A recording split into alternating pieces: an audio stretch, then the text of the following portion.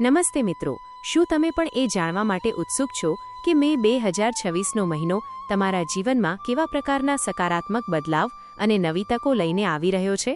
ખાસ કરીને જો તમારી કુંભ રાશિ છે તો આ મહિનો તમારા માટે ખૂબ જ ખાસ અને મહત્વપૂર્ણ રહેવાનો છે, કારણ કે આ સમયગાળો તમારી વાતચીત કરવાની ક્ષમતા, સક્રિયતા અને પ્રગતિના નવા દ્વાર ખોલવા જઈ રહ્યો છે. આજે આપણે જાણીશું કે આ મહિને ગ્રહોની ચાલ તમારા જીવનના કયા પાસાઓને સૌથી વધુ પ્રભાવિત કરશે અને કેવી રીતે તમે તેનો મહત્તમ લાભ ઉઠાવી શકો છો. પ્રખ્યાત જ્યોતિષી આનંદસાગર પાઠકજીના જણાવ્યા અનુસાર મે 2026ની શરૂઆત સૂર્યદેવના મેષ રાશિમાં ગોચર સાથે થશે અને ત્યારબાદ 15 મેના રોજ તેઓ વૃષભ રાશિમાં પ્રવેશ કરશે. આ આખો મહિનો તમારા માટે કેવો રહેશે, સ્વાસ્થ્ય, પરિવાર અને કારકિર્દીની દ્રષ્ટિએ શું ફેરફારો આવશે, તેની તમામ વિગતો આજે આપણે ખૂબ જ સરળ અને ઊંડાણપૂર્વક સમજવાના છીએ, જેથી તમે તમારા આખા મહિનાનું આયોજન યોગ્ય રીતે કરી શકો અને સફળતા મેળવી શકો. આગળ વધતા પહેલા, જો તમે હજુ સુધી અમારી ચેનલને સબસ્ક્રાઇબ નથી કરી તો ચોક્કસથી સબસ્ક્રાઇબ કરી લો અને આ વિડીયોને લાઇક કરો, જેથી ભવિષ્યમાં પણ તમને આવા જ ઉપયોગી અને જ્યોતિષીય વિડીયો સૌથી પહેલા મળતા રહે અને તમે તમારી રાશિ મુજબના સાચા માર્ગદર્શનથી ક્યારેય વંચિત ન રહો. કુંભ રાશિના જાતકો માટે મે મહિનો એક એવો સમય છે જ્યાં તમારે તમારી જાતને વધુ સારી રીતે ઓળખવાની, તમારી આંતરિક શક્તિઓને ઉજાગર કરવાની અને જીવનના વિવિધ ક્ષેત્રોમાં સંતુલન જાળવવાની અદ્ભુત તક મળશે. તો ચાલો આપણે આ વિડીયોમાં આગળ વધીએ અને સમજીએ કે મે મહિનાના આ સફરમાં કઈ કઈ બાબતોનું ધ્યાન રાખવું પડશે, કઈ ગ્રહદશા તમારા માટે સાનુકૂળ છે અને કઈ તકો તમારા માટે રાહ જોઈ રહી છે. મે મહિનાની શરૂઆતમાં જ ગ્રહોની સ્થિતિ પર નજર કરીએ તો કુંભ રાશિ માટે આ એક ખૂબ જ સંતુલિત અને પ્રગતિશીલ સમયગાળો છે. તમારા લગ્નેશ શનિદેવ મીન રાશિમાં બિરાજમાન છે, જે તમને આર્થિક બાબતોમાં શિસ્ત અને નિયંત્રણ રાખવાની પ્રેરણા આપે છે અને જીવનમાં એક મજબૂત પાયો નાખવામાં મદદ કરે છે. જ્યારે બીજી તરફ મિથુન રાશિમાં બિરાજમાન બૃહસ્પતિદેવ એટલે કે ગુરુ તમારી રચનાત્મકતા એટલે કે ક્રિએટિવિટીને વધારવામાં ખૂબ જ મોટી ભૂમિકા ભજવશે. આ બંને ગ્રહોની કૃપાથી તમારા બૌદ્ધિક વિકાસમાં પણ સતત વધારો થશે અને તમે તમારા કાર્યોને વધુ સર્જનાત્મક બનાવી શકશો. આ મહિનો તમારા માટે એવો છે જ્યાં તમે તમારી ક્ષમતાઓને ઓળખીને યોગ્ય દિશામાં આગળ વધી શકો છો. જીવનના દરેક ક્ષેત્રમાં સંતુલન જાળવવું એ જ આ મહિનાની સફળતાની ચાવી છે અને આ સંતુલન જાળવી રાખવા માટે ગ્રહોનું ભ્રમણ આપણને શું સંકેત આપે છે તે જાણવું અત્યંત જરૂરી છે. જ્યારે આપણે મહિનાના પહેલા પખવાડાની વાત કરીએ છીએ ત્યારે સૂર્યદેવ તમારા ત્રીજા ભાવમાં હોવાને કારણે આ સમય નવું શીખવા, મુસાફરી કરવા અને લોકો સાથે વાતચીત કરવા પર કેન્દ્રિત રહેશે. તમે જોશો કે આ સમય દરમિયાન તમે નવા લોકો સાથે જોડાશો, તમારા વિચારોનું આદાન પ્રદાન થશે અને તમારા જ્ઞાનમાં પણ વધારો થશે. આ દિવસોમાં તમે તમારા કાર્યક્ષેત્રમાં કે સામાજિક જીવનમાં ખૂબ જ સક્રિય રહેશો અને તમારી વાતચીત કરવાની શૈલી લોકોને પ્રભાવિત કરશે. જે લોકો કોઈ નવી ભાષા, કૌશલ્ય કે અભ્યાસ સાથે જોડાયેલા છે તેમના માટે આ સમયગાળો ખૂબ જ અનુકૂળ રહેવાનો છે. મુસાફરીના પણ ઉત્તમ યોગ બની રહ્યા છે, જે તમને માનસિક રીતે ખુશ રાખશે અને તમારા જીવનમાં નવા અનુભવો ઉમેરશે. પરંતુ જેમ જેમ આપણે મહિનાના મધ્ય ભાગ તરફ આગળ વધીએ છીએ તેમ 15 મે પછી પરિસ્થિતિમાં અને તમારા ધ્યાન કેન્દ્રિત કરવાના ક્ષેત્રમાં મોટો અને સકારાત્મક બદલાવ જોવા મળશે. 15 મેના રોજ સૂર્યદેવ વૃષભ રાશિમાં પ્રવેશ કરશે, જેના કારણે તમારું ધ્યાન તમારા ઘર, કુટુંબ, સુખ સુવિધા અને જીવનમાં સ્થિરતા લાવવા તરફ વળશે. આ સમયગાળો એવો હશે જ્યારે તમે તમારા ઘરના વાતાવરણને સુધારવા, પરિવાર સાથે ગુણવત્તાયુક્ત સમય વિતાવવા અને આર્થિક કે ભૌતિક સ્થિરતા મેળવવા વિશે વિચારશો. તમે તમારા અંગત જીવન અને વ્યાવસાયિક જીવન વચ્ચે સુંદર સંતુલન બનાવવાનો પ્રયત્ન કરશો અને તમને તેમાં સફળતા પણ મળશે. ઘરની સજાવટ કે પરિવારની સુખાકારી માટે તમે કોઈ મહત્વપૂર્ણ નિર્ણય લઈ શકો છો. આ મહિનાની 11મી તારીખ પણ તમારા માટે ખૂબ જ મહત્વપૂર્ણ છે, કારણ કે આ દિવસે મંગળદેવ મેષ રાશિમાં પ્રવેશ કરશે.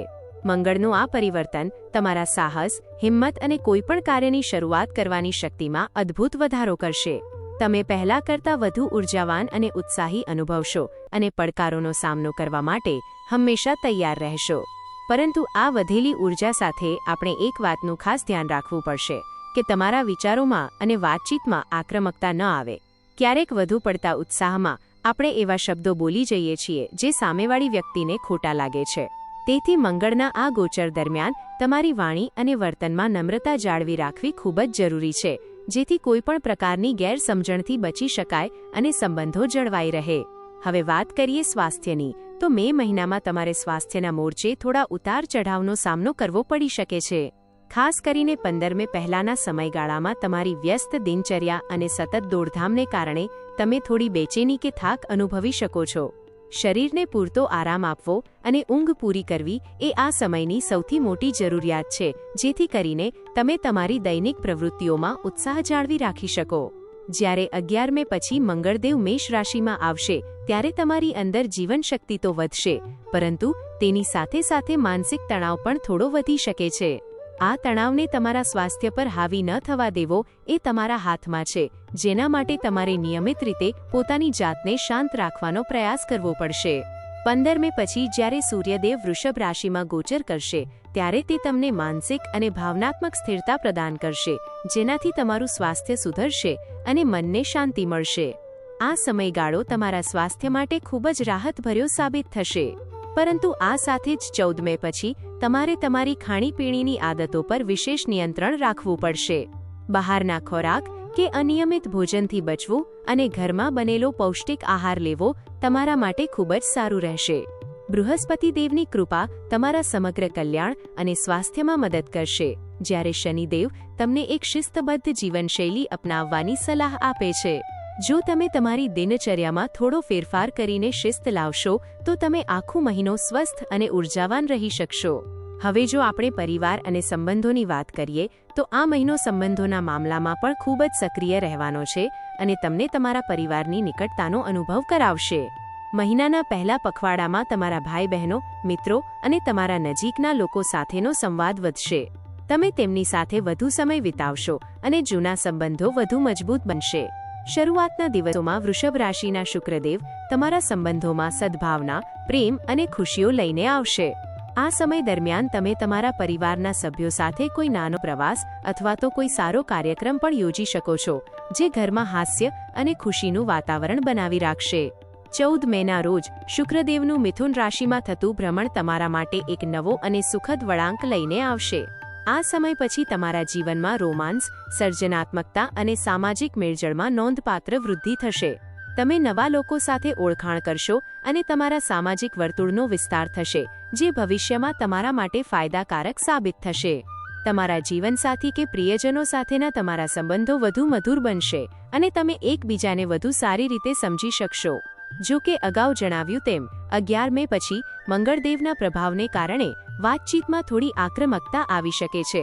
તેથી તમારા સંબંધોમાં પ્રેમ જાળવી રાખવા માટે તમારા શબ્દોની પસંદગી ખૂબ જ કાળજીપૂર્વક કરવી જોઈએ અને કોઈ પણ નાની વાતને મોટું સ્વરૂપ ન આપવું જોઈએ. આવનારા મહિનામાં અભ્યાસ અને કારકિર્દીની વાત કરીએ તો વિદ્યાર્થીઓ અને શીખવા માટે ઉત્સુક લોકો માટે આ સમય ખૂબ જ અદ્ભુત છે. 15 મેના રોજ વૃષભ રાશિમાં રહેલા બુધદેવ તમારા અભ્યાસમાં સ્થિરતા અને એકાગ્રતા લાવવામાં ખૂબ મદદ કરશે અને તમારી મહેનતને યોગ્ય દિશા આપશે. જે વિદ્યાર્થીઓ લાંબા સમયથી કોઈ સ્પર્ધાત્મક પરીક્ષાની તૈયારી કરી રહ્યા છે કે પોતાના અભ્યાસમાં ધ્યાન કેન્દ્રિત નથી કરી શકતા, તેમને આ સમયગાળામાં ખૂબ જ સારો લાભ મળશે. આ સાથે મંગળદેવનો પ્રભાવ તમારી અંદર એક સ્પર્ધાત્મક ભાવના અથવા કોમ્પિટિટિવ સ્પિરિટ જગાડશે, જે તમને તમારા લક્ષ્ય તરફ આગળ વધવા માટે અને પડકારોને પાર પાડવા માટે પ્રેરિત કરશે.